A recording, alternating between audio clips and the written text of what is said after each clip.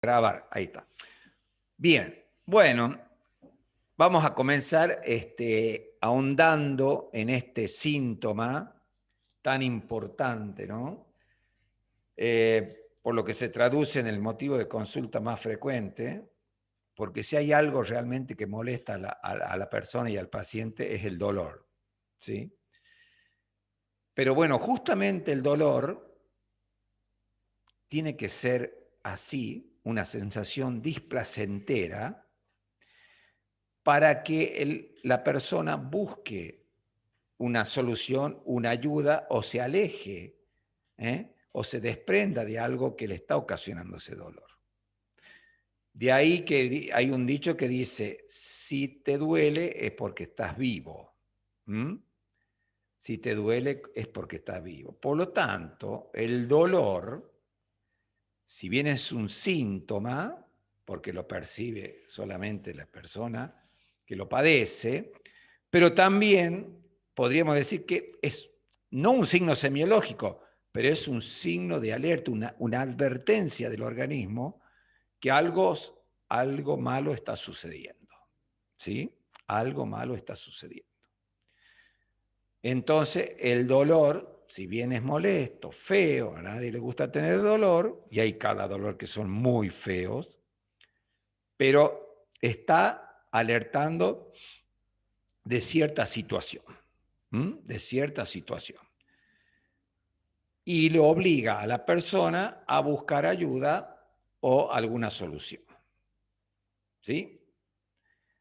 Entonces, por eso el dolor es un síntoma muy importante. Y tan es así que en la práctica diaria, muchas personas, las veo yo mismo, diabéticos, obesos, hipertensos. ¿Por qué viene la paciente a la consulta? Porque le duele la rodilla. Me duele, doctor, me duele la rodilla. Y resulta que tiene una hemoglobina glicosilada de 12, una glucemia en ayuna de 180, unas cifras tensionales de 160, 105, un colesterol de 230, etc. Sin embargo, la paciente viene por el dolor de rodilla y no por lo otro. Porque para colmo, fíjense en ustedes, las otras patologías hasta que estoy hablando yo no dan dolor, no dan síntomas, salvo ya en situaciones muy complicadas. ¿Eh?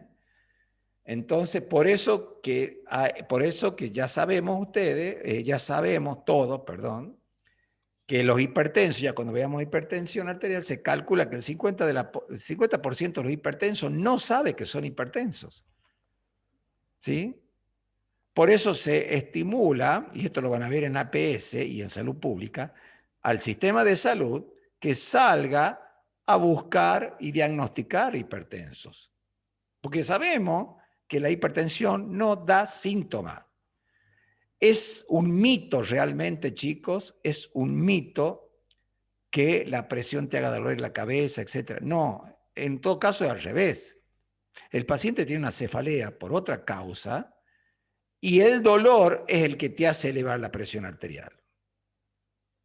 Por eso, cuando vamos a tomar la presión arterial, no hay que tomar como heredera una cifra si el paciente está bajo un intenso dolor. Se recomienda no tomarle, porque eso nos va a dar un valor elevado, seguramente. Seguramente. Ahora, obviamente, si viene con un dolor de pecho y tiene una presión arterial de 200, 110, bueno, ahí es una emergencia hipertensiva. Ya cuando veamos presión elevada, ahí vamos a recordar este tema, una emergencia hipertensiva, que es un paciente que por el aumento de la presión, el ventrículo izquierdo tiene que hacer mucho esfuerzo y consume oxígeno, pero resulta que ese paciente tiene una insuficiencia coronaria que le aporta poco flujo coronario, entonces ahí aparece el dolor de la isquemia, dolor que vamos a ver ahora, pero dolor que vamos a volver a repasar cuando veamos ANGOR, ¿sí?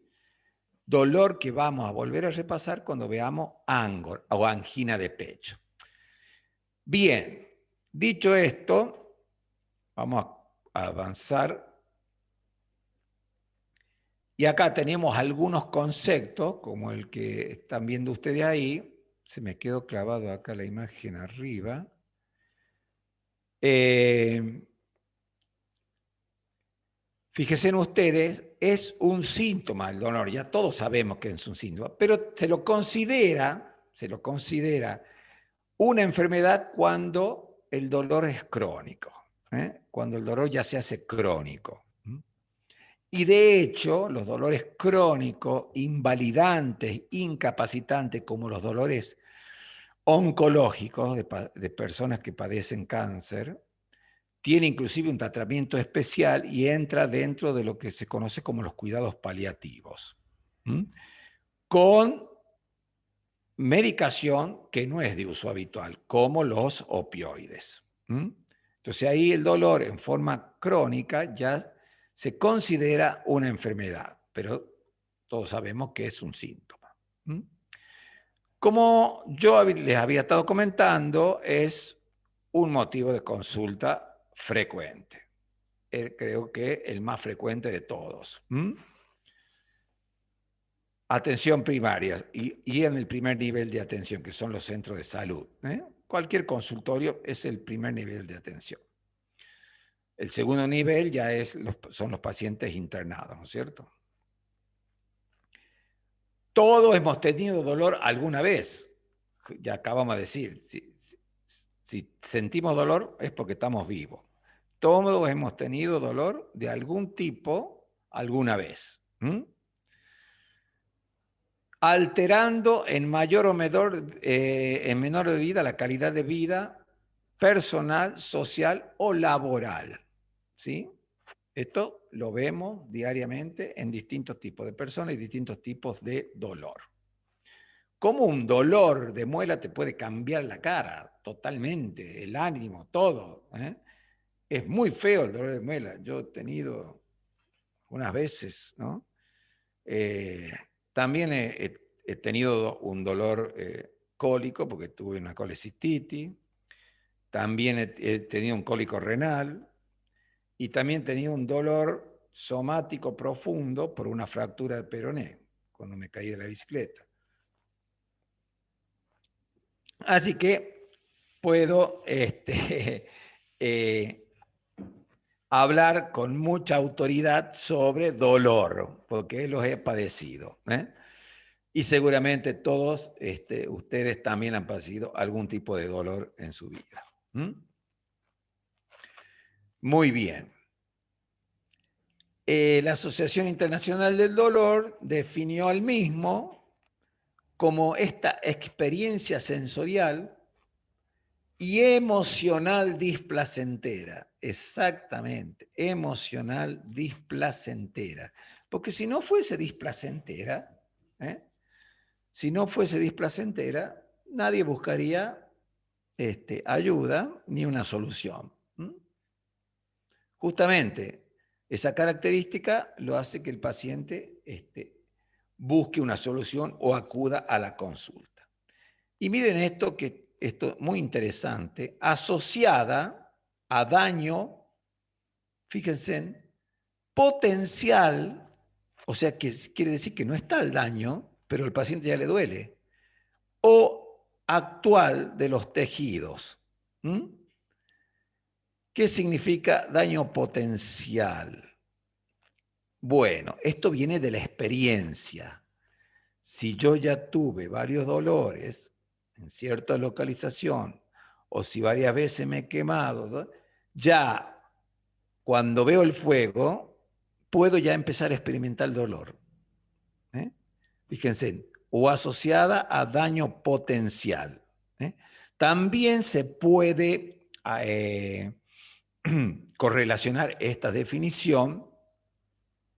Si yo empiezo a comprimir una estructura tisular, por ejemplo, el brazo, al principio no va a haber dolor, pero a medida que empiece a aumentar la presión, empieza a aumentar el dolor, por eso, sin que haya concretamente daño. Sin que haya Ahora, cuando obviamente hay daño, seguramente hay dolor. Bueno, para esto hay que entender y volver a repasar, chicos, como recomiendo siempre, la anatomía y la fisiología. ¿Mm? Entonces, es muy común que en los exámenes finales, sobre todo yo, pregunte cómo valoramos la sensibilidad superficial y profunda. Sensibilidad superficial y profunda. Y ya vamos a hacer un pequeño repaso. A ver que acá en la pantalla me salen los nombres de José Villalba, Antonella Beretn, Agustín Angulo, José Mercado y Danta Santo. A ver, ¿quién de ellos, de ustedes, me responde? ¿Qué es la sensibilidad superficial?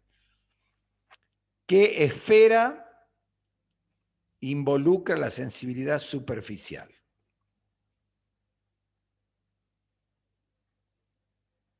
A ver, Antonella.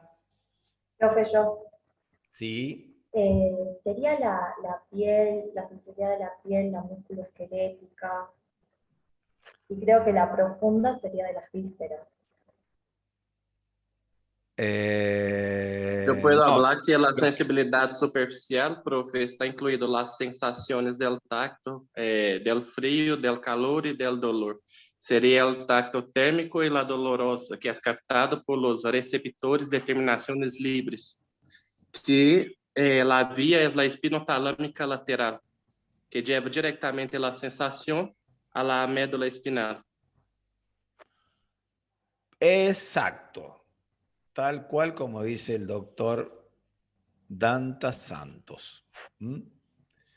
La sensibilidad superficial involucra a la esfera del dolor superficial, por supuesto, del calor o la temperatura y del tacto. Entonces, en la práctica, en la semiología, ¿cómo valoramos eso nosotros? A través el dolor con el pinche, el que tiene el martillo, los martillitos de reflejo ya vienen con un cepillito y un pinche. Bueno, con el pinche pinchamos, justamente, como la imagen esta que tenemos acá, sin hacerle doler así al paciente. Con el pinche valoramos la sensibilidad del dolor, ¿sí? Con el pinche le pinchamos. Siempre hay que hacerlo bilateral, porque ustedes saben, siguiendo las dermatomas, siguiendo las dermatomas. ¿Alguien me puede definir qué es una dermatoma? Es una zona de la piel inervada por la raíz dorsal, el nervio de la raíz dorsal, algo así. Claro, pero no es solamente la piel. Todos los tejidos, inclusive el músculo y el hueso, están referidos a la dermatoma correspondiente al origen medular del nervio que lleva la sensibilidad y también lleva la parte motora. ¿Mm? Por eso el arco reflejo. Por eso el arco reflejo. Si yo percuto la rótula, ¿no es cierto? Entonces, vía sensibilidad, sube el golpe que yo ocasioné, inmediatamente en el mismo nivel medular entra el estímulo y estimula la neurona motora y responde elevando la pierna sobre el muslo. Reflejo rotuliano. ¿Mm? Reflejo rotuliano. Entonces, las dermatomas, exactamente, doctora, siguen el trayecto del nervio que se originó en la médula. Y así tenemos los 7 nervios cervicales, las 7 raíces dorsales, las lumbares y las sacras. Ahora, ojo, no confundir el nivel medular con el nivel vertebral. Que no es lo mismo. La médula termina alrededor de la segunda vértebra lumbar. Ahí termina la médula. Y quedan en el espacio, nadando en líquido cefalorraquídeo, los nervios que constituyen la cola de caballo. y que salen por los agujeros vertebrales de las vértebras lumbares y sacras que siguen. Entonces, el nivel vertebral de la columna no es el mismo que el nivel medular. Eso es anatomía. ¿Se acuerdan, no? Sí, profe. Bien. Y en la cara, en el cráneo, ¿sí? Por arriba de la columna cervical, esas dermatomas son los pares craneales. Los pares craneales. Entonces, si yo pincho al paciente acá, en la mejilla, ¿cuál va a ser la vía sensitiva que me va a informar que me está pinchando y duele? La trigeminal. Muy bien, la trigeminal. ¿Cuál de las 3 ramas del trigémino? La...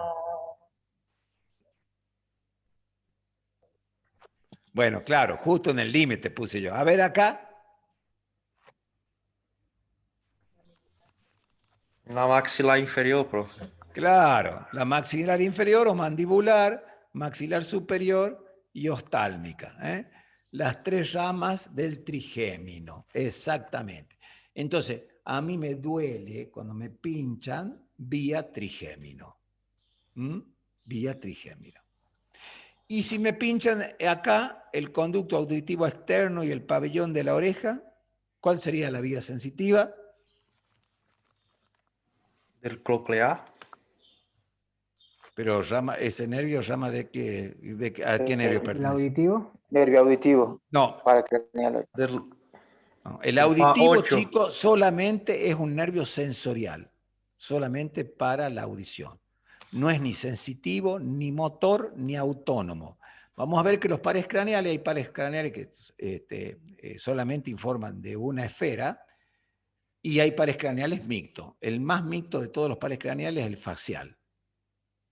El facial es sensitivo, motor, sensorial, el gusto de los 2/3 anteriores de la lengua, y autónomo, glándulas salivales y lagrimales, el facial. Justamente todo lo que corresponde al pabellón auricular es el nervio facial. Toda la sensibilidad de la cara, la sensibilidad de la cara, inclusive hasta esta parte de la piel del cráneo, hasta acá, es facial. Ya esta parte de la nuca corresponde al cervical 1, a la dermatoma cervical 1. Bueno, ¿ven? Entonces, semiológicamente, ¿ustedes qué van a hacer? Van a ir a buscar el dolor en alguna de estas partes, pero tienen que saber la relación anatómica. Porque si todos están buscando sin saber la conexión, ¿se acuerdan que yo les dije? El que no sabe lo que busca, no entiende lo que encuentra. ¿Sí? Entonces, cuando yo voy a pinchar acá, voy sabiendo que estoy evaluando la rama oftálmica, la maxilar superior y la maxilar inferior del trigémino, la sensitiva. ¿Estamos de acuerdo? Sí. Por eso hay que siempre tener la anatomía muy presente, muy presente. Y sobre todo cuando hablamos de sensibilidad. Sobre todo cuando hablamos de y las vías de sensibilidad. Como bien dijo el doctor, la sensibilidad superficial valora el dolor, el tacto y la temperatura. Hoy estamos abocándonos al dolor. ¿Sí? Muy bien. Y los haces que conducen el dolor superficial son el espino talámico, que se cruza, ingresa por la raíz posterior de la médula y se cruza inmediatamente y sube por la parte anterior de la médula, cruzado ya. En cambio, la sensibilidad profunda, a ver, Dantas, ya que nos dijo muy bien la sensibilidad superficial, a ver si nos informa también la sensibilidad profunda. Bien, profe. Seria aquela sensibilidade que é como está colocada uma extremidade em el espaço, que nos permite saber se uma parte de nosso corpo se encontra em movimento ou se estamos em estado de imobilidade. Se uma articulação se encontra em carga ou se encontra descargada. Seria a proprioceptiva. ¿Qué más? Seria a sensibilidade, que é conhecida como proprioceptiva, que ubica nós outros em el espaço. Bueno, aparte de la propioceptiva, que es reconocer nuestras partes del cuerpo, la posición de las mismas, también la presión, los pesos, el peso y la vibración. ¿Sí? Podemos dizer que é o hueso, los músculos y las articulaciones, ¿sí? Ahí están los receptores. Bien. Ahí se encuentran los receptores. Entonces, por ejemplo, para valorar la propiocepción, reconocimiento de las propias partes del cuerpo, y la ubicación, entonces yo al paciente con los ojos cerrados, que el paciente cierre los ojos, obviamente, le digo, a ver, ¿qué dedo es este? El índice. ¿Para dónde le hago ahí? ¿Para arriba o para abajo? Para arriba. ¿Qué dedo es este? Le tomo el dedo. ¿Para dónde le hago? Y luego le aprieto. ¿A dónde duele? ¿A dónde aprieto más? ¿Ahí o ahí? Le voy cambiando la presión. ¿Me entiendes? Entonces, de esa forma estoy valorando la sensibilidad profunda. Bueno, todo esto vino a raíz de que empezamos a hablar del dolor. ¿Estamos? Bueno, vamos a seguir avanzando. Entonces, es muy importante que conozcan la sensibilidad superficial y profunda, sepan las vías y la relación anatómica de las mismas. Porque el que no sabe lo que busca, no entiende lo que encuentra. ¿Está? No entiende lo que encuentra. Muy bien. Miren que este detalle interesante. Para la investigación diagnóstica, que es la que intentamos hacer, solo tienen importancia las sensaciones percibidas por la conciencia sobre las que nos pueden informar los pacientes. Obvio. Pero ¿saben qué? En las personas inconscientes también se puede valorar la sensibilidad mediante el dolor. Son unas técnicas medio torturantes, pobrecito, el paciente está en coma, y yo, en realidad, lo que no es que quiera ver si le duele o no le duele.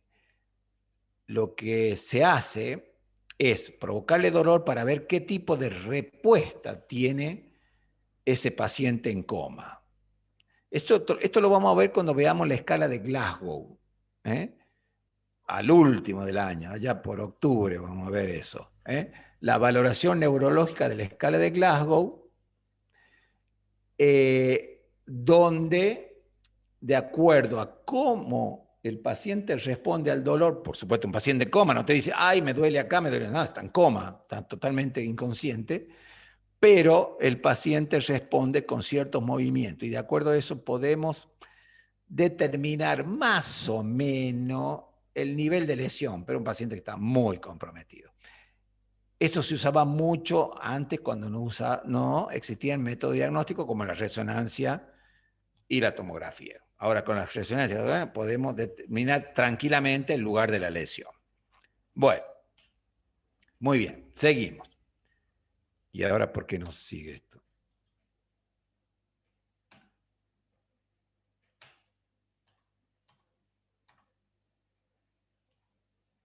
Bueno, acá, ¿qué tenemos acá? El tipo de sensibilidad en la columna de la izquierda, exteroceptiva, de exterior o superficial, propioceptiva o profunda. Ahí están, lo que estuvimos hablando, ¿no? Todo este PowerPoint ustedes se los voy a pasar a PDF y lo van a tener para seguir estudiando, ¿sí? En el aula virtual. Bueno, ahí tienen los receptores y la sensación que transmite. Fíjense en los receptores que hablaban recién acá, Dantas, que están ubicados en los tendones, en los músculos, en el hueso y en las vísceras. Movimiento cinética, lo que yo le hacía el dedo para acá, para allá. Posición, lo mismo. La postura, noción del peso, la vibración, la presión y el dolor profundo. Bueno, para transmitir el dolor, ¿sí? Para transmitir el dolor, existen estos 4 tipos de fibras axónicas, o sea, prolongación de las neuronas, fibras axónicas que van a llevar esta información fundamental a nuestra corteza cerebral. ¿Cuál es el área y a dónde se ubica el área somatosensitiva?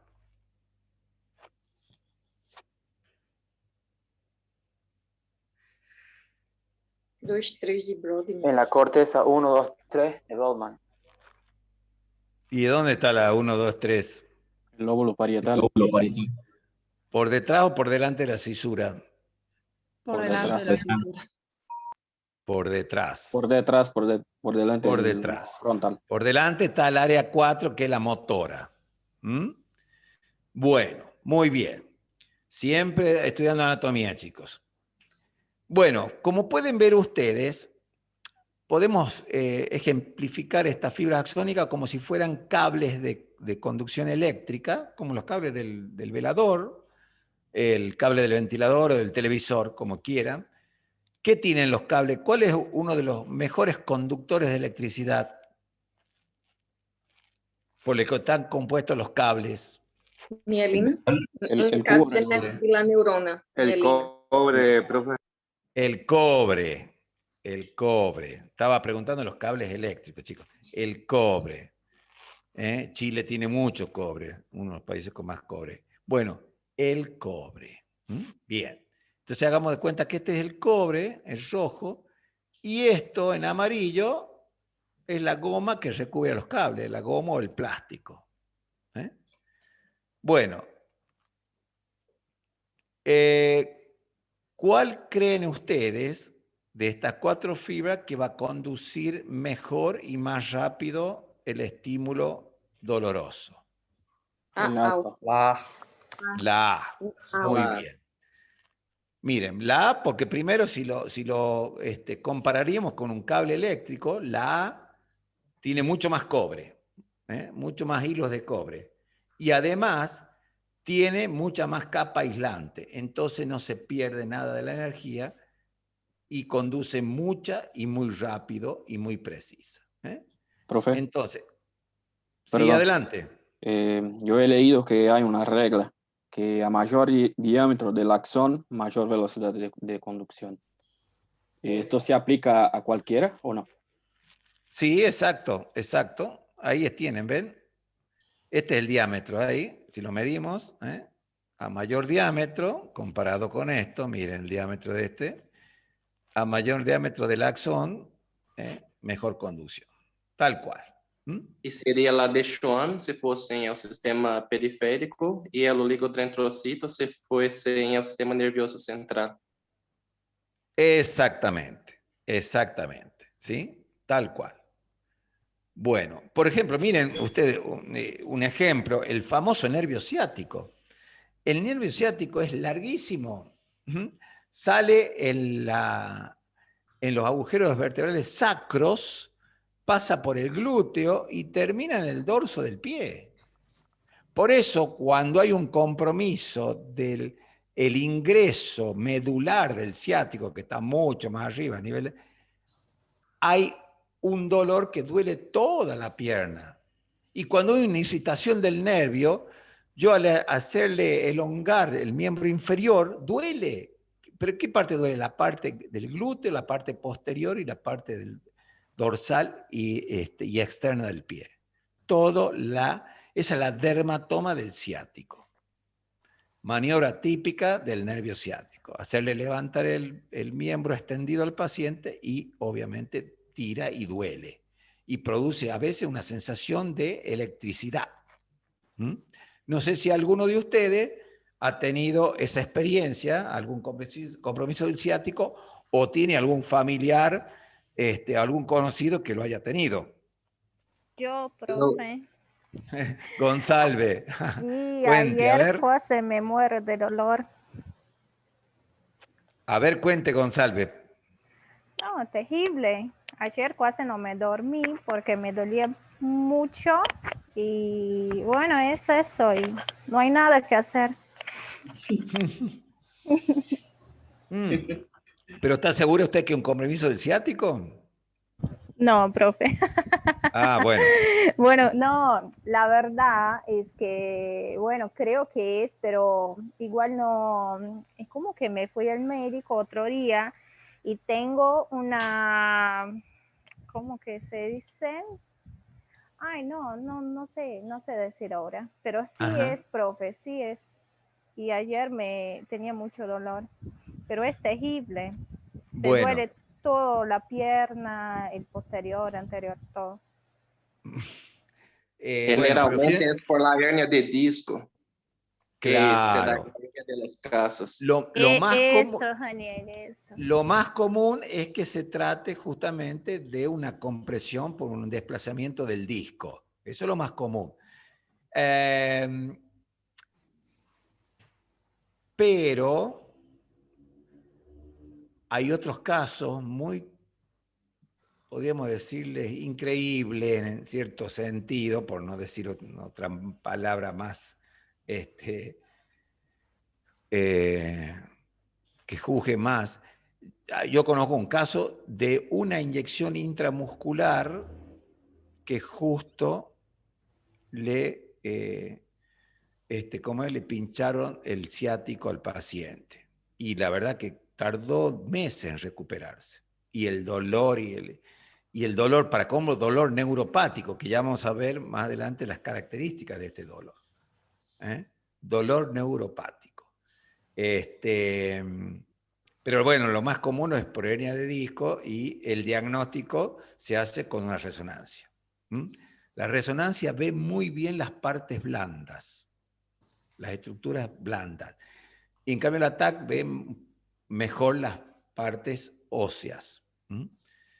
Entonces, cuando uno está sospechando hernia de disco, la resonancia lumbosacra es el método ideal para hacer el diagnóstico. Así que bueno, González, por ahí, después cuando pueda y tenga tiempo, se hace una resonancia. Sigamos. Bueno, lo mismo, acá están las fibras alfa, estas que dijimos recién. Fíjense en ustedes, la sensación, acá están, dolor rápido, ligero. En cambio, fíjense lo que es una quemadura. La quemadura afecta a aquellas fibras principalmente desmielinizadas, estas. Que esas fibras son muy fáciles de estimularlas. Por eso, yo me quemé hoy y me duele por 3, 4, 5 días, porque además en el sitio se genera un proceso inflamatorio. Y los mediadores de la inflamación, entre ellos la histamina, la bradicinina, la ciclooxigenasa, son estimulantes del dolor sobre estas fibras y mantienen esa situación. Por eso, ¿qué hacemos nosotros en todos estos casos? Tomamos antiinflamatorios. Ahí está lo que estaba diciendo, ¿ven? A partir de una lesión, que en este caso, bueno, lo está ejemplificando con un corte, ¿no?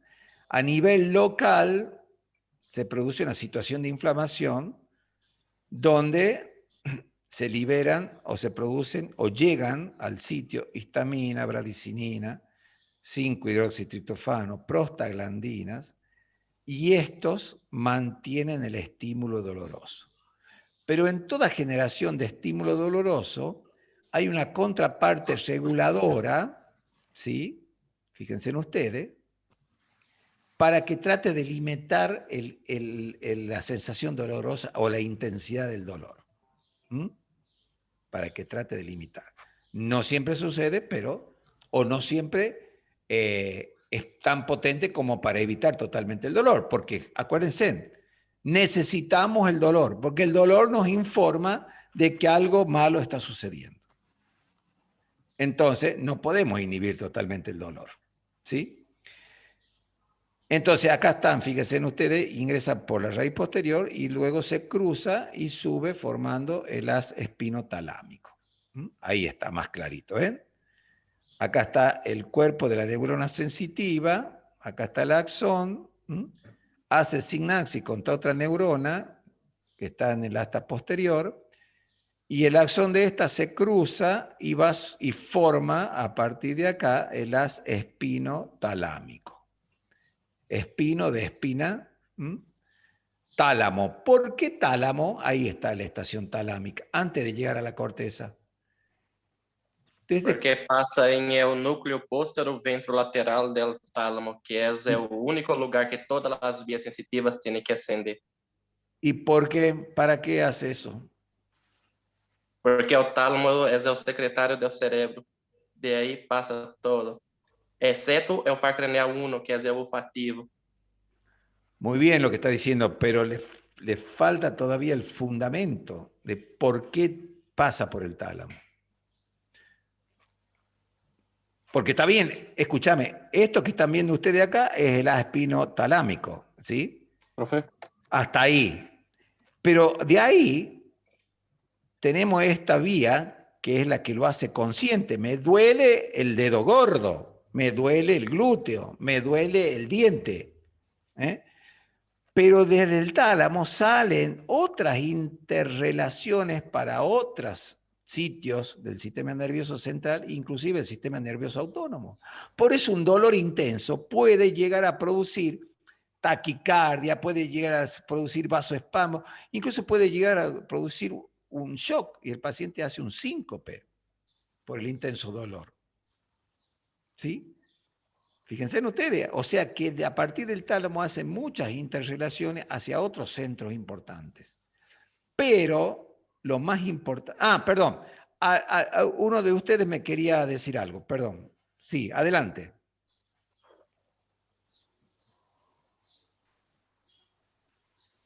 Yo estaba por decir que en el tálamo se hace la transducción de la señal recibida por el nervio.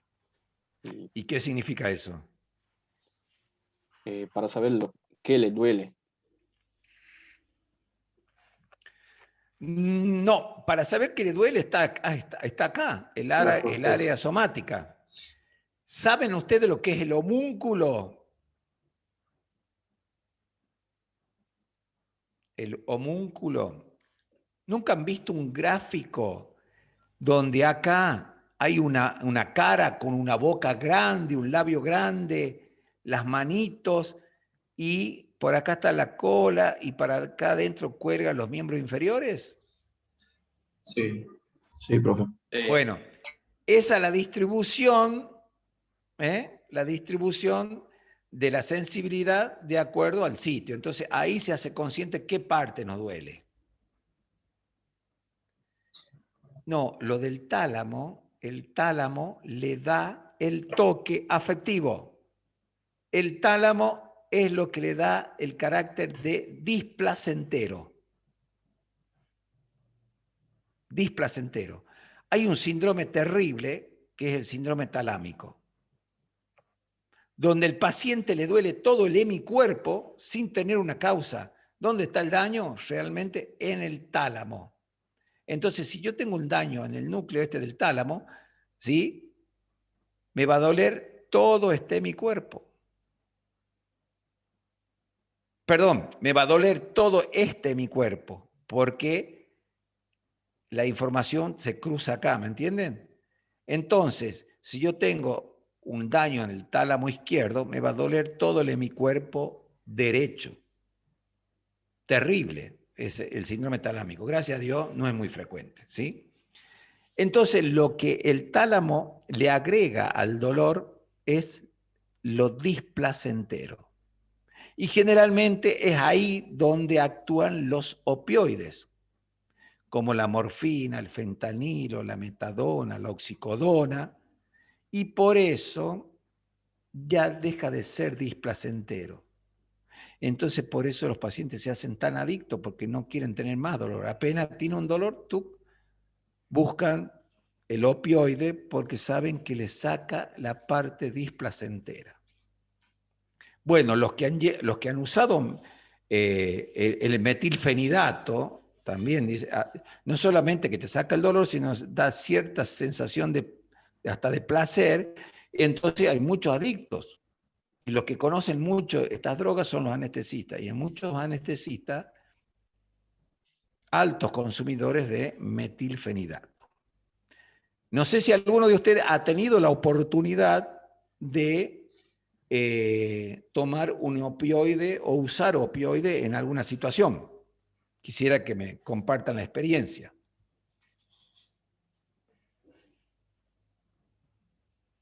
¿El caso de la nubaína también viene siendo un opioide, profe? Exactamente, doctor. Bueno, ninguno. Tramadol por ahí. Tramadol. Yo no he sido consumidor, pero sí conozco a alguien que fue consumidor por mucho tiempo. De estas drogas, de opioides. Para el dolor. Para el dolor, exacto. Sí. Bueno, sí. Los opioides no actúan selectivamente inhibiendo los receptores talámicos del dolor. También estimulan otros receptores, por eso los efectos adversos. Ustedes saben que los efectos adversos más comunes de los opioides son la constipación, ¿sí? A través de bloquear el sistema nervioso parasimpático, y el centro del vómito. Entonces, como efectos adversos, son muy típicos el vómito y la constipación. Pero realmente calman el dolor muy, pero muy bien. Bueno, seguimos adelante. Bueno, estos ejemplos de las interrelaciones que tenemos con la vía sensitiva, por eso, y con la parte motora. Fíjense muchas veces que yo tengo el dolor y se me produce una contractura refleja, ¿sí? ¿Por qué la contractura refleja? Porque es un mecanismo de defensa para que no se siga produciendo el daño. Por ejemplo, eso pasa a nivel de la peritonitis. Tenemos el famoso abdomen en tabla, donde se contrae la meningitis porque hay rigidez de nuca. Son interconexiones reflejas con las vías sensitivas para evitar el movimiento en esos casos y que se siga aumentando la noxa, que se siga produciendo más el daño. Muy bien. Bueno, acá todo lo que es anatomía del tálamo, donde está ubicado, esto lo pasamos. Miren esto qué interesante. A ver si puedo, no sé por qué. Esperen. Se me quedó a mí que me tapa la pantalla. Que así como tenemos una vía ascendente del dolor, ¿no es cierto?, que nos informa del dolor y que nos hace sentir dolor, ¿sí?, que sería esta. También tenemos una vía descendente, contrarreguladora para limitar el ingreso del dolor. Entonces, acá se diferencian los fármacos. Hay drogas que actúan a nivel central, como los opioides, y hay drogas que actúan a nivel local, acá, en el compartimento, en las compuertas del dolor a nivel del ingreso medular. Y acá hay dos científicos, no me acuerdo los nombres, pero ganaron el premio Nobel cuando descubrieron estas compuertas de modulación del dolor a nivel del ingreso en la raíz posterior de la médula. Y ahí actúan drogas como la pregabalina, ¿sí?, que es un anticonvulsivante, estabilizador de las membranas neuronales, pero actúa inhibiendo a este nivel el dolor producido, obviamente, por una hernia de disco y todo. Por eso se usa la pregabalina en las hernias de disco. para evitar los opioides que actúan ¿Cómo se mucho llama, más. profe? Pregabalina, Gracias. por favor. Bueno, dolor, ya entramos más un poco a la semiología. Dolor somático. Hace referencia al soma, a las estructuras somáticas.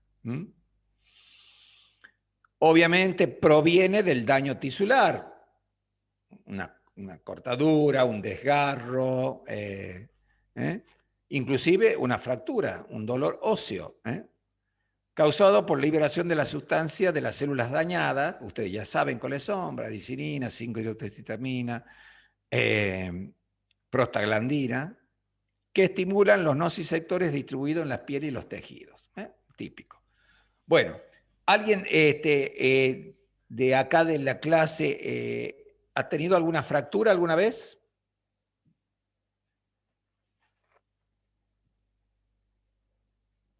¿No? Qué bueno. Excelente. Solo de la muñeca, profe, cuando Ah, rompí el bueno. hueso. Tuviste entonces. ¿Y dolió o no dolió? Y mucho. Mucho. Bueno, yo también cuando yo venía andando en la bicicleta se me salió el asiento, entonces reflejamente mi cuerpo, ¡tuc!, estiré los miembros inferiores, caí parado, el impacto, ¡pam!, y di un par de vueltas, pero cuando hizo el impacto se me fracturó el peroné izquierdo. Gracias a Dios, solamente una fractura lineal, sin desplazamiento, por lo tanto no necesité cirugía, porque si se desplazaba, chao, cirugía, o clavo, placa, etc. Gracias a Dios, solamente con yeso, y hasta el día de hoy, esto fue en el 2014, estamos en el 21, ya tengo 7 años, y gracias a Dios no tuve nunca más ningún problema, ni siquiera dolor. Pero en ese momento yo primero rogaba y quería en mi mente que no sea una fractura, sino un simple golpe, a lo sumo un esguince, aunque los esguince grado 3 va con ruptura ligamentosa y hay que operar también. Y lleva yeso, igual que una fractura. Y entonces yo me quise parar, pero no, imposible. Del dolor que tenía, imposible. Así que bueno, menos mal que andaba con el celular, llamé, me vino mi cuñado a buscar, bueno, bla, bla, bla. Eso fue a las 4 de la tarde, 6 de la tarde, ya estaba enyesado, listo.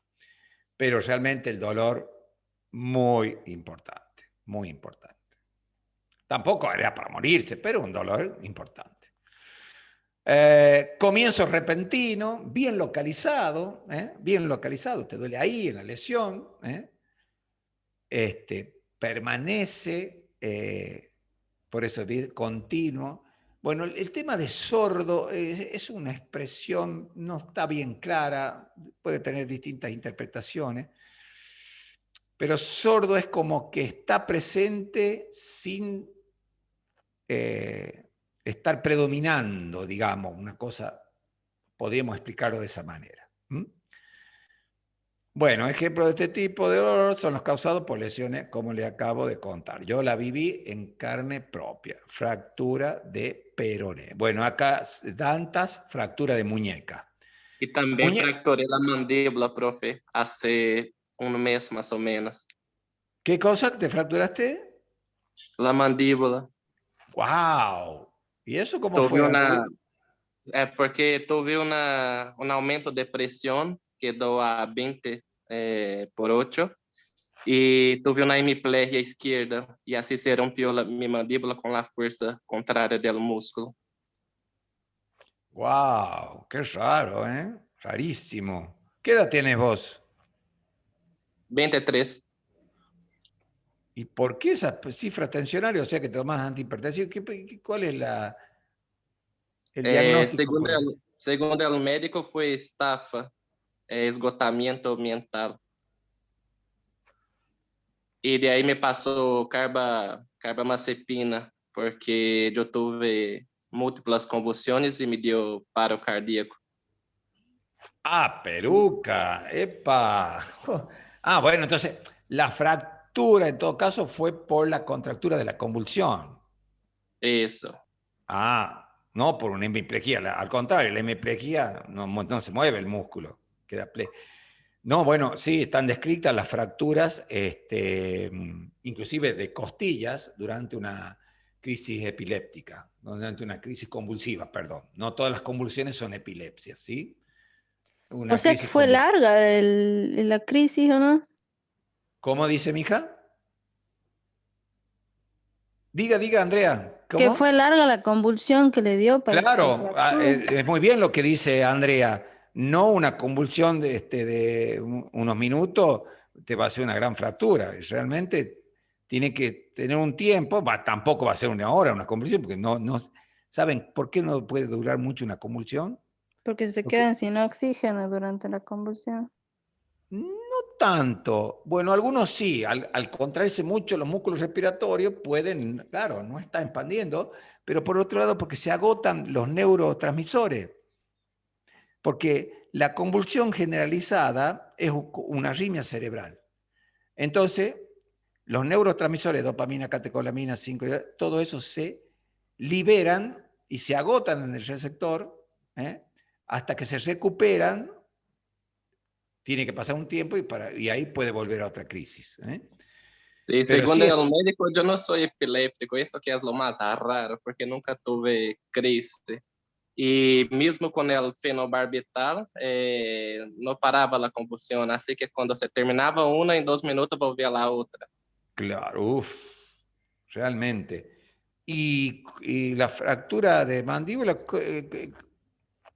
bueno, después nos muestra una radiografía, la verdad que es terrible, una fractura de mandíbula, no puedes comer, tienes que estar alimentándote con líquido solamente. ¿Y Si no el puede- Sí, paro cardíaco fue a raíz de la misma convulsión? Bueno, no sé quién determinó el paro cardíaco. Para mí no hubo paro cardíaco. sí, el médico determinó cuando me dio exceso de diazepam y después me dio un intramuscular, no sé cómo se llama, para relajar los músculos. Y así me dio el paro, porque Ah, tendré que pero volver eso, la mandíbula. eso fue después de la convulsión. Sí, profe. Claro. Bueno, ahí no sabemos. La verdad que un caso muy raro, ¿no? Bueno, hay que hacer mucha semiología de todo esto, ¿eh? ¿Ven? Es un ejemplo para preguntarle todo. ¿Cómo fue la conversión? A medida que vamos charlando van saliendo más detalles. Que le pusieron tal droga, que después de la droga aparentemente se hizo un paro. Hay que ver si estuvo registrado qué tipo de paro cardíaco hizo, porque puede haber una fibrilación ventricular o puede haber una asistolia. La fibrilación ventricular, en realidad, lo que sucede es que se contraen muchas fibras del ventrículo, pero no hay una contracción efectiva. Entonces no hay movimiento de sangre, es paro cardíaco. Pero este movimiento fibrilar se soluciona con un choque eléctrico, ¡toc! Y entonces ahí retoma, en el mejor de los casos, la mayoría no retoma y se muere, la sístole ventricular. Y la otra es la sistolia, directamente se queda el corazón totalmente parado, sin moverse nada. Es llamativo que, bueno, paros respiratorios sí, hay muchos paros respiratorios, pero paro cardíaco no estaría tan seguro en decir, bueno, pero si el médico te dijo, bueno, no podemos, a ver, ¿cómo podemos confirmar un paro cardíaco? Lo único que nos puede determinar es un electrocardiograma que nos muestre una fibrilación o que nos muestre una línea, la sistolia, esa línea que sale en las películas. Es la única forma de que nos puedan objetivar este paciente si estuvo en paro cardíaco. Bueno. Entonces, esto es un típico dolor somático, el que tuvimos la fractura peroné, acá danta la muñeca y también la mandíbula. Pero el dolor, a su vez, el dolor somático, que habla de tejidos, puede ser superficial, como una quemadura, ¿sí? O puede ser profundo como la fractura del peroné. Ambos son somáticos. O sea que hay que dividirlo, el superficial y el profundo.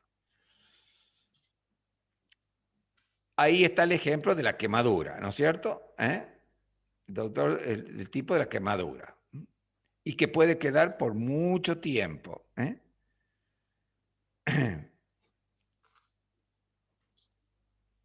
Luego tenemos el dolor visceral o profundo. Ya hay una gran diferencia entre el somático, que es bien localizado, del visceral. Ahora, dentro del somático tenemos el superficial, que es la cortadura, el pinche, la piel, todo, y el profundo, que es, por ejemplo, la fractura del peroné. Uno sabe que le duele el sitio, pero también le duele alrededor, no es exactamente donde está la fractura. O sea que el dolor somático profundo tiene algo de impreciso. Ahora, el visceral sí o sí es impreciso. Es impreciso. A mí me duele el abdomen, me duele esta parte, pero yo no puedo precisar exactamente que me duele el sitio donde está la úlcera gástrica. Me duele acá toda la región tóraco-abdominal, pero no puedo ser preciso que me duele la cabeza o la cola, o en la cabeza, cuerpo y cola del páncreas, una pancreatitis aguda. Me duele acá el hipocondrio y se me va hacia la espalda, en mi cinturón, y en la vesícula biliar. Pero no exactamente donde está la vesícula, me duele toda esa zona. Entonces el dolor visceral o profundo no es bien definido. Profe, sí, adelante. entonces hay un dolor somático profundo y hay un dolor visceral profundo, ¿es eso? Exactamente. O mejor dicho, todos los dolores viscerales son profundos. Ah, bien. Sí. En cambio, y, profe, una cosa no entendí. Muy bien, la diferencia, como entendí, me gustaría saber la diferencia entre el dolor somático profundo y el dolor somático superficial. Como la diferencia son las vías. Exactamente, las vías y el tipo de fibra. Ah, bien. El tipo de fibra que lo conduce. Las fibras que conducen el dolor somático profundo, como la fractura del peroné, o por ejemplo el dolor de la artrosis de la rodilla, o por ejemplo el de la... No, eso sería visceral. O por ejemplo el cáncer de el osteosarcoma, el cáncer de hueso. Es un dolor somático profundo, pero no es precisamente bien definido. En cambio, un corte acá, una quemadura acá, es bien definido. Está en ese sitio solamente. Y no duele toda el área. ¿Me entiende? Esa es la diferencia. Sí. Y tiene que ver con el tipo de fibra que lleva el dolor. Ok.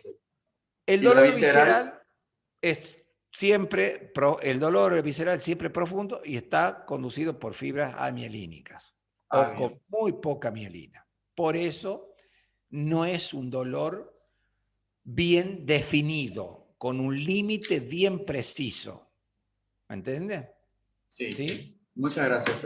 ¿Está? Con la excepción, hasta por ahí, de las serosas. Por ejemplo, el dolor en puntada de costado, el dolor pleurítico. La pleura es parte del soma, ¿sí? Como el peritoneal, el dolor peritoneal. Esos son dolores, si bien son profundos, porque la pleura la tengo dentro del...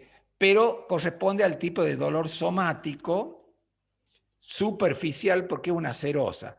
Entonces el paciente, cuando el dolor que ya vamos a ver cuando veamos neumonía, le duele específicamente en un sitio. No le duele todo el tórax. Lo mismo que en la peritonitis apeticular, le duele acá en la fosa ilíaca derecha. Ahí está el dolor máximo, bien ubicado. Bueno, eso todo es semiología. Entonces yo si puedo definir y detectar el sitio y el tipo de dolor, puedo aproximarme al diagnóstico. Lo tengo que confirmar con un con una ecografía abdominal. Ahora, hay lugares que por ahí no hay ecógrafo, pero la clínica es tan clara que el cirujano puede tomar la determinación de operarlo al paciente lo mismo sin tener una ecocardiografía. Un ecocardio, no, una ecografía abdominal. ¿Sí? Ahora, el dolor visceral sí o sí es un dolor mal definido, no es precisamente bien localizado. Entonces hay una de las características, mal localizado, difusos. Y miren esto interesante que solamente lo tienen los dolores viscerales. Generalmente es referido a lugares distintos al daño que lo provoca. Suelen estar causados por la isquemia cardíaca, isquemia mesentérica, de las arterias mesentéricas, isquemia de los miembros inferiores, en el caso de la claudicación intermitente, o por necrosis del órgano o inflamación. Bueno, hablando de órgano, el hígado, anatómicamente, ¿tiene receptores para el dolor o no?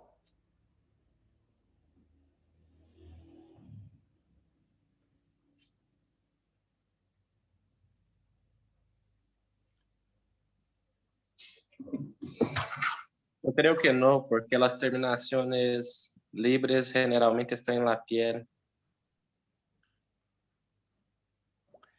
Bueno, en el hígado hay que diferenciar el parénquima hepático de la cápsula de Gleason.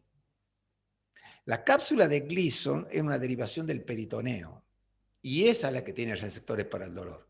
Entonces, ¿cuándo duele el hígado? Cuando se inflama y se agranda. Al agrandarse el hígado, porque está inflamado, lleno de líquido, distiende la cápsula de Gleason, esta serosa dependiente del peritoneo, y como esa tiene receptores, ahí duele.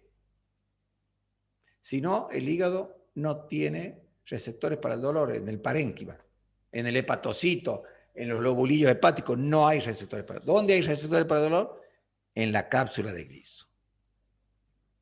Lo mismo le pasa al riñón y lo mismo le pasa al vaso. En la cápsula, que son serosas. Esas sí que tienen receptores para el dolor. Bien. En cambio, el cerebro, ojo, el cerebro es diferente. Ya cuando lleguemos cuando veamos cefalea, allá también en octubre por ahí, ahí vamos a ser más específico y detallista de por qué duele la cabeza. Acá estamos hablando de dolor en general.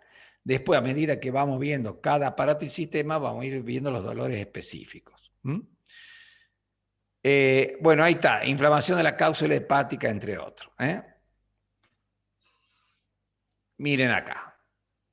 Músculo, esto es profundo, pero somático, ¿no? Una cosa, en el riñón, en el vaso también, solo duelen cuando se aumenta el tamaño. Exactamente. Exactamente. Solo duele cuando se aumenta el tamaño y cuando se aumenta el tamaño en forma brusca. ¿Qué quiere decir en forma brusca? No significa que en 2 minutos se va a poner así. Hablamos un día, 2, 3 días. Por ejemplo, la pielonefritis. La pielonefritis es una infección purulenta del parénquima renal que obviamente se edematiza y se agranda, pero se agranda en horas y en 1 o 2 días. Entonces, tira la cápsula renal y duele. Por eso tiene un signo típico el riñón, que es, hoy, lo tocas así al paciente y, la puño percusión. Eso se llama puño percusión positiva. Es una maniobra semiológica típica que aparece en la pielonefritis aguda. Además, el paciente tiene mucha fiebre porque es una infección sistémica. tiene mucha fiebre, malestar general, puede tener náuseas y vómito. También este dolor de la punyopercusión puede aparecer en el contexto de un cólico renal, pero lo más común es que sea en el contexto de una pielonefritis. Se agrandó el riñón. En cambio, en el cólico renal no necesariamente se agranda el riñón. Porque si ya estoy diciendo cólico, no es el problema del riñón, es en la vía urinaria. Todas vísceras huecas, las vísceras huecas son las únicas que dan dolores cólicos. Todo lo que es víscera hueca, esófago, estómago, duodeno, intestino, los retorcijos, cólico intestinal, con o sin diarrea. Cólico uterino, las contracciones preparto, las contracciones, las dismenorreas menstruales, cólico uterino. Cólico ureteral, un cálculo en la vía urinaria, en los uretres. Cólico, contracción de la vejiga. Cólico vesical. Cólico biliar, contracción de la vesícula. Todo lo que es víscera hueca son las únicas que producen los dolores cólicos. Bien. Y ahí justo llegamos. Todo lo que es víscera hueca. La característica de este dolor, que ustedes seguramente todos hemos tenido algún cólico intestinal, es que llega a un punto máximo de dolor que a veces produce contractura muscular, refleja el diafragma y se te corta la respiración. Me ha pasado a mí, porque yo tuve una colecistitis aguda por un cálculo que, bueno, terminó en el quirófano, ¿no? Pero al principio los cólicos eran típicos, aumentaba la intensidad, y después calmaba. Y al rato vuelve y ahí calmaba. Sí. Puede bajar la presión arterial también, ¿no? Un cólico muy fuerte por el dolor. Exactamente, porque el cólico, además, está mediado por el parasimpático. Y el parasimpático puede producir reflejo vagal y bajar la frecuencia cardíaca y la presión arterial. Sí. Todo dolor puede producir lo mismo, Todo dolor. Todo dolor intenso, ¿no? Todo dolor intenso. O sea, se puede subir y bajar la presión. Exactamente. Cuando es agudo y muy intenso, por ejemplo, los soldados en Vietnam, qué sé yo, por ahí apretaba una mina antipersonal y les volaba la pierna, todo el mulo, los desprendía, y caían desmayados por el shock vagal. Después se recuperaba la conciencia, por supuesto ya no estaba la pierna, ¿no? Pero de ese tipo de dolor estamos hablando. Sí. Bueno, yo el último dolor cólico que tuve así fue hace 2 semanas, un día domingo, un viernes fue un cumpleaños y había ahí una de estas empresas que dan los service, y se ve que una de las mayonesas, no sé, tenía salmonela, porque todos los que estuvimos ahí, todos estuvimos enfermos. Pero era un dolor cólico terrible, y que solamente que me calmaba con el vómito, ya no sabía qué sacar, qué vomitar. Vómito y diarrea. Gracias a Dios me duró solamente 24 horas y después ya el lunes empezó a mejorar y desapareció. Bueno, ¿por qué se mejoró? Porque el vómito y la diarrea ayudaban a eliminar la toxina, que es la que provocaba este cólico, ¿no? ¿Sí? Por eso las diarreas, no todas las diarreas hay que ahí nomás desesperadamente dar un antidiarreico. No, porque la diarrea además es un mecanismo de evacuación de la toxina. Estamos hablando de las diarreas agudas, el 80% de las diarreas presentes. Ahora, distinto, es una diarrea producida por un efecto adverso de un fármaco, por ejemplo, es una diarrea producida por un síndrome de malabsorción, es una diarrea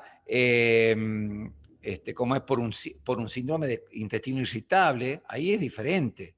Ahí no hay que proteger de eliminar ninguna toxina. Ahí sí se puede dar antidiarreico, porque si no el paciente termina deshidratándose.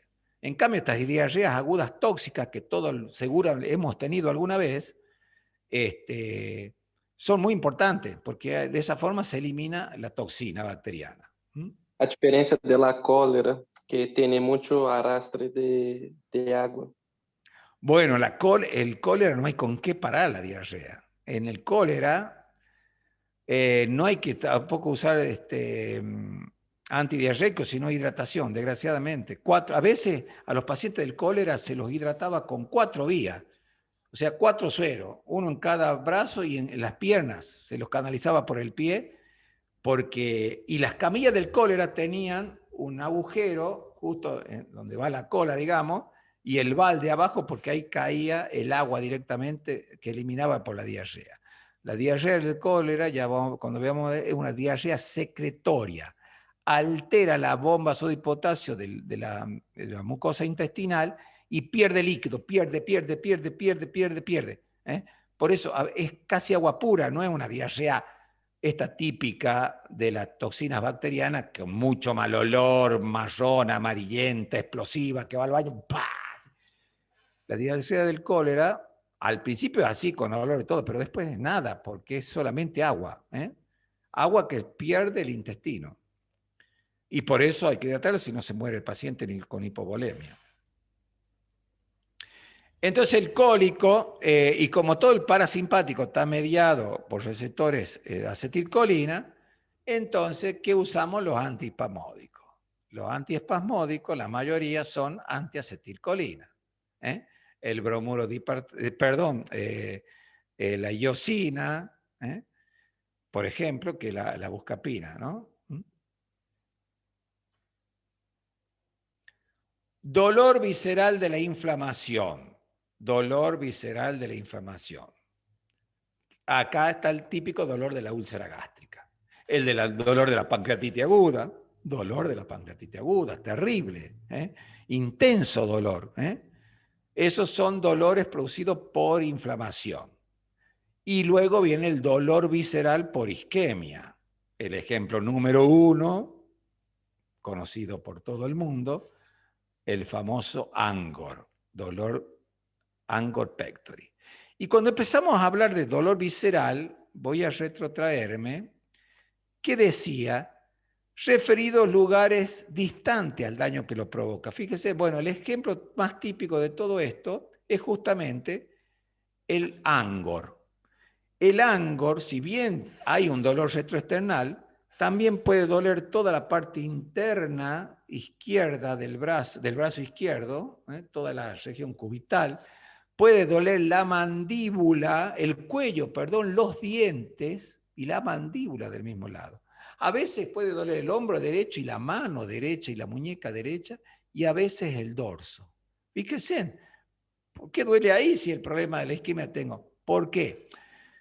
Porque embriológicamente, ¿se acuerdan? Éramos todos 2 celulitas, después la mórula, y entonces, a medida que fue creciendo el embrión, fueron quedando ligados fibras sensitivas y por eso, relacionadas con otros sitios, y por eso los dolores estos viscerales, ¿no es cierto?, han quedado ligados y tienen estos dolores referidos o irradiados. En los niños, por ejemplo, una neumonía del vértice pulmón duele el hipocondrio derecho. Y una neumonía de la base puede doler la fosa ilíaca. Puede doler la fosa ilíaca. Bueno, vamos a ver muchos ejemplos de este tipo de dolores referidos a medida que vamos avanzando en el programa de semiología. Por ahora estamos viendo dolor en general, ¿sí? Bueno, a este cuadrito que lo van a tener ustedes, ahí están las divisiones del dolor, de acuerdo al superficial y el profundo. Superficial bien localizado, punzante, cutáneo, límite preciso. En cambio el profundo más localizado, vago, no está bien definido, corresponde generalmente a un problema visceral, impreciso y es referido. El otro no es referido. Bueno, acá los detalles, dolor somático, el tipo de fibras, dolor visceral, el tipo de fibra, las características principales, los límites, bien preciso, localizado, Y los mecanismos generadores. Acá están los traumas, las quemaduras, etc. Y acá, fíjense en ustedes, la isquemia, la inflamación, la contracción, en el caso de vísceras huecas. Un dolor especial es el dolor neuropático. Dolor neuropático. Este dolor se debe al compromiso o a la lesión o a la irritación o a la compresión de la fibra sensitiva. O sea, me estoy refiriendo al axón que conduce la sensación del dolor. El problema es la vía, no algo que lo origine el dolor, es la vía, el axón. El axón está irritado o está desmielinizado o está presionado por una hernia de disco. Ese es el dolor neuropático. Ejemplo típico número 1, miren, el dolor del herpes. El herpes zóster, que mucho se conoce como la culebrilla, porque generalmente afecta a los nervios intercostales sensitivos y deja todo el reguero de vesiculitas y costras, conocido como culebrilla.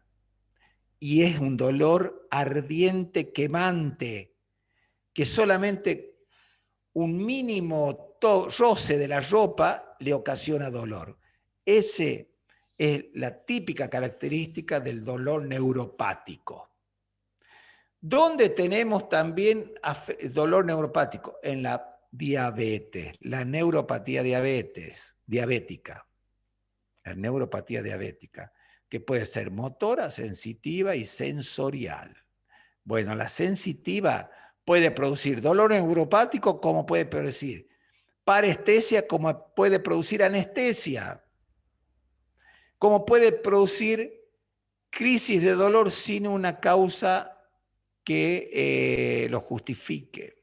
¿Por qué? Porque está alterado el nervio, ¿sí? El nervio sensitivo. ¿Y por qué está alterado el nervio sensitivo?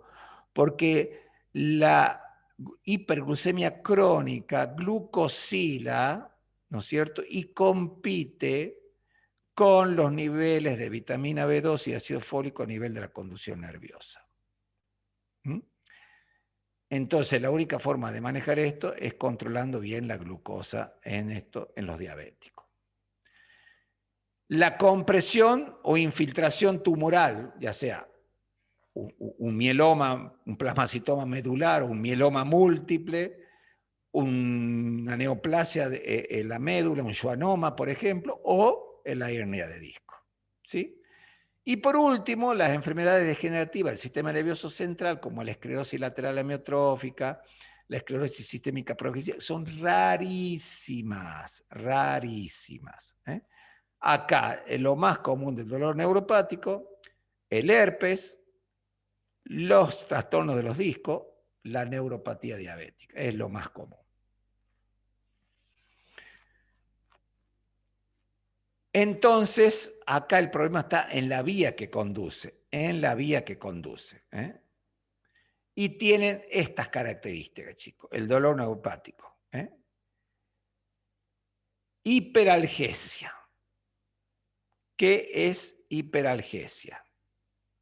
La hiperalgesia es el dolor que aparece en forma exagerada a un estímulo nocivo. Entonces, por ejemplo, qué sé yo, me pego yo una pequeña golpecito acá en la frente, ni me dolió. Ahora le pego a un paciente que tiene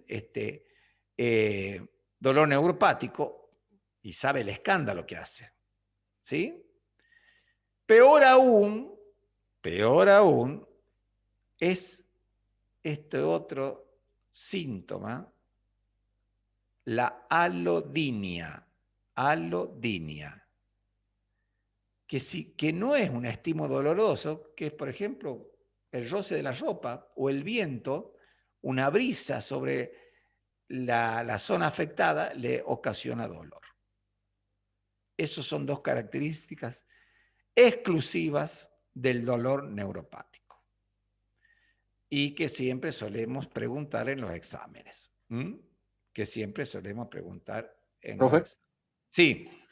¿podría una persona que sufre con hiperalgesia tener en un cierto tiempo y después de años no tener más? ¿O no? Sí. ¿Esto se pierde o no? Puede, porque el nervio sensitivo terminó muriéndose. Claro. Sí, sí. Porque a mi hermana, por ejemplo, a ella cuando era más niña, más chica, siempre decía a mi mamá cuando iba a parar sus uñas que se dolía mucho. Y ahora no pasa más esto. Bueno, hay que ver, ojo, hay que ver si realmente era dolor neuropático o otra somatización. A veces hay trastornos afectivos que se manifiestan con dolor. O los chicos quieren o manifiestan con un síntoma una cuestión afectiva. ¿Sí? La fibromialgia sería un ejemplo de dolor neuropática. No. La fibromialgia es algo que todavía no está bien definido, que está sí o sí asociado a problemas afectivos. Entonces, muchas veces, todos estos pacientes siempre tienen ¿qué droga? Antidepresivos. O asociados con ansiolíticos. Entonces, es como el colon irritable. Nada más que el colon irritable solamente produce este dolor y estos cólicos, diarrea y constipación a nivel del intestino, sin una causa aparente que lo produzca. La fibromialgia sucede lo mismo, pero con dolor muscular, articular, etc. Y los pacientes, todos tienen en el tratamiento antidepresivos. Fibromialgia. La pregabalina es una de los analgésicos usados en la fibromialgia, pero no está bien definida la fisiopatología. Y no hay ninguna causa aparente que dañe la vía nerviosa, como los ejemplos que acabamos de ver: neuropatía diabética, hernia de disco, tumores. ¿Sí? No sé si les quedó claro la explicación. Sí, sí. Bueno, fíjese en esto también. A veces estos dolores neuropáticos pueden sufrir estas crisis, que el paciente los percibe como llamaradas, fíjense, como llamaradas, como si estuvieran quemando el dolor neuropático. Es muy feo realmente el dolor neuropático, pero no es tan común. Bueno, ya dijimos que que se produce por la lesión concreta de la vía, y lo que explica también el famoso dolor del nervio ¿cómo es? Del miembro fantasma. Miembro fantasma. Sí, exactamente. Bueno, pero eso es muy lógico. A ver, si yo tengo, ¿por qué nervio por qué nervio sensitivo me duele el meñique y el anular? Cubital. Cubital. Muy bien, cubital. ¿A qué plexo corresponde el nervio cubital? Braquial. Braquial. Perfecto. Entonces, justamente el plexo braquial coincide el nivel medular con el nivel vertebral. Salen acá, forman el plexo braquial, pasa por los escalenos, todo. Bien. Entonces, si a mí me amputan a este nivel, ¿sí? Me amputan a este nivel, por supuesto yo ya no voy a tener mano, sin embargo, me puede picar el dedo gordo o me puede picar el meñique. ¿Por qué? Porque la vía ha quedado de acá para allá. Y esta vía siempre informaba el dolor del meñique. Pucha, a ver. La vía cubital siempre informaba el dolor del meñique. Nada más que ahora está cortada acá, pero la vía sigue siendo la misma. ¿Entienden? Entonces, una mínima irritación en el muñón que quedó me puede dar la sensación como que yo tengo el dedo, me pica el dedo, pero ya no lo tengo el dedo. Por eso se habla del miembro fantasma. ¿Entienden?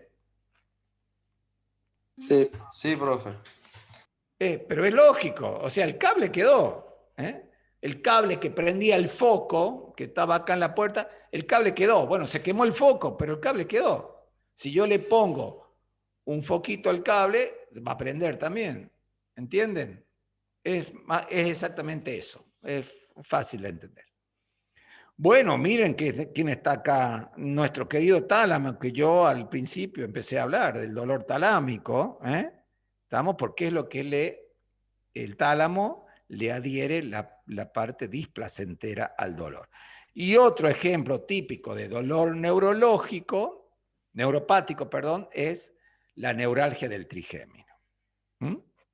Neuralgia del trigémino que no es tan infrecuente. Hay varias personas que tienen neuralgia del trigémino. Y también las drogas con las que funciona son los anticonvulsivantes, que son todos estabilizadores de membrana. Entonces, muy probablemente en esto los antiinflamatorios no tengan ningún tipo de asidero que se lo dé. Entonces, se usan generalmente los anticonvulsivantes. Por último, el dolor psicógeno, chicos, se llega a esto descartando todos los otros tipos de dolor. ¿Y cómo se llega? Obviamente con el interrogatorio, con el examen físico, con los métodos complementarios, y también porque no coincide, no tiene relación ninguna con todos los otros dolores. Y típicamente desaparece cuando el paciente duerme, cuando el paciente se relaja. Dolor psicógeno. Pero, como cada vez hay más personas que consultan, como que está de moda, digamos, por decirlo de alguna manera, las crisis de pánico. El famoso ataque de pánico, bueno, dentro de los ataques de pánico pueden aparecer estos dolores psicógenos. El paciente siente un intenso dolor de pecho como que se le está dando un infarto y no, nada que ver, es una crisis de pánico. Esa sensación inminente de que va a morir. En forma genérica para todo tipo de dolor, el dolor adquiere importancia cuando cumple una de estas tres, una o las tres dimensiones. Cuando es intenso, ojo, dolor intenso, hay que prestarle atención. Cuando es persistente, sigue, lo trato, le doy esto, ¿no? Y sigue. Cuando es recurrente, se calmó, volvió, se calmó, volvió. Hay que estudiarlo bien al paciente. Hay que estudiarlo bien al paciente. En la próxima clase les voy a contar una anécdota referido a esto, que también la cuento cuando vemos cefalea, porque tiene que ver con ambos. Por último, y antes de que terminemos, porque ya estamos pasadito de la hora, el dolor, como es un síntoma, no se puede valorar. No se puede objetivar, no se lo puede clasificar. Pero intentamos. ¿No? El ser humano, por su raciocinio, a todo le pone una medida para tratar de ubicarse. Entonces, ¿por qué una hormiga es chica y por qué el mar es inmenso? A ver, ¿alguien me podría responder esa pregunta filosófica? Depende del punto de referencia. A ver. Depende del punto de referencia. A ver, dale, seguí avanzando.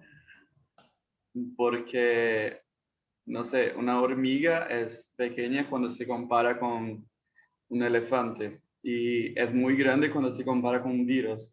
Así que el punto de referencia... Bueno, pero ¿cuál es el punto central al partir del cual se hacen las comparaciones para abajo o para arriba? no sé. ¿Cuál sería? Pensalo vos, Efi, pensalo vos. ¿Cuál sería? Estoy hecho un desastre, amor, perdón. La perspectiva. ¿Eh? La perspectiva. No, bueno, sí, tiene que ver con la perspectiva. Nosotros Pero mismos. ¿quién experimenta la perspectiva? Nosotros. Nosotros. Entonces el punto somos nosotros. La hormiga para nosotros es chica, pero el elefante es grande para nosotros. Entonces nosotros somos los que les ponemos la medida, tomando como punto de referencia a nosotros mismos. Sí, verdad. ¿Entendés? Entonces nosotros nos ponemos ahí en el centro y nosotros somos los que le ponemos medida a todo. Nosotros le ponemos medida a la atención, le pusimos medida al tiempo. ¿Sí? Le ponemos medida a todo. Bueno, el dolor es difícil de medirlo. ¿Cómo hacemos? Preguntamos al paciente de 1 a 10 cuánto siente. Claro, a eso quería llegar. Bueno, el mal es si la persona es hipocondríaca.